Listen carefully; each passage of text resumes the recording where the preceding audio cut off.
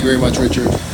Secretary and Mrs. Ignatius, Mr. Kushis, Captain Lawrence, Mr. Mayor, I think you're here today, Representative Busby, shipbuilders of Ingalls, my soup shipmates, ladies and gentlemen. There is an odd verse in the 28th chapter of the book of Genesis. It occurs after Jacob has received his father's blessing, but before his famous dream of a stairway to heaven. There's just a verse that says, Jacob left Beersheba and proceeded to go to Haran. Doesn't seem to fit, doesn't really add anything to the story, so people have been puzzled for years about why it's there.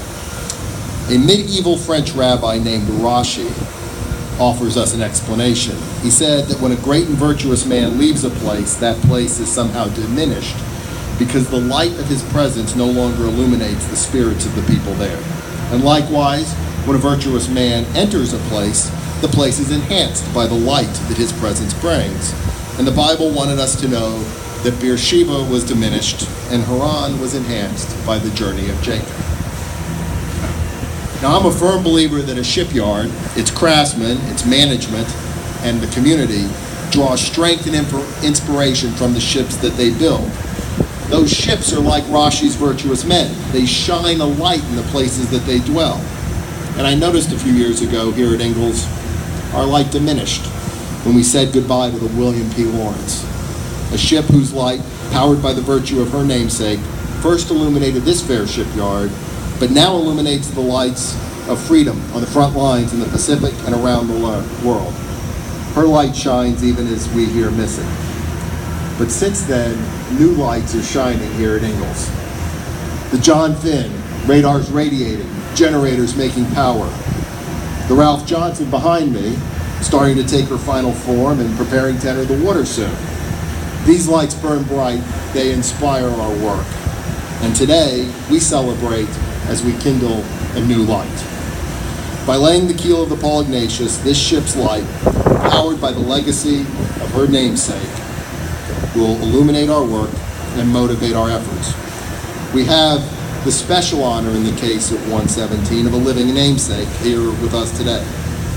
Secretary Ignatius, your long record of service and leadership to our nation will be an example for all who work on your ship. We are indeed enhanced by your presence here today.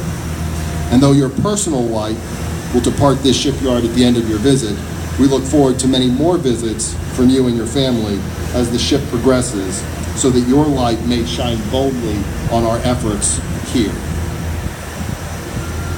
As we honor Secretary Ignatius' service and leadership, we recall that every time the men and women of Ingalls craft another destroyer, they build a living, lasting remembrance of either the courage or the leadership or the intellectual contribution of the very best the Navy Marine Corps team have to offer. These ships become the lanterns by which the virtues of Vice Admiral Buckley, the Mustard family, BM-1 James William, or Vice Admiral Samuel Gravely, just to name a few, all those names that grace the sterns of Ingalls-built destroyers now illuminate our world.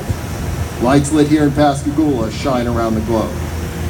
Today, the light of Paul Ignatius is ours to behold and absorb and still to soak, yet someday soon our place will again be diminished. But then the Navy and the nation our Navy serves will have the USS Paul Ignatius light to shine to enhance the places this ship will someday journey.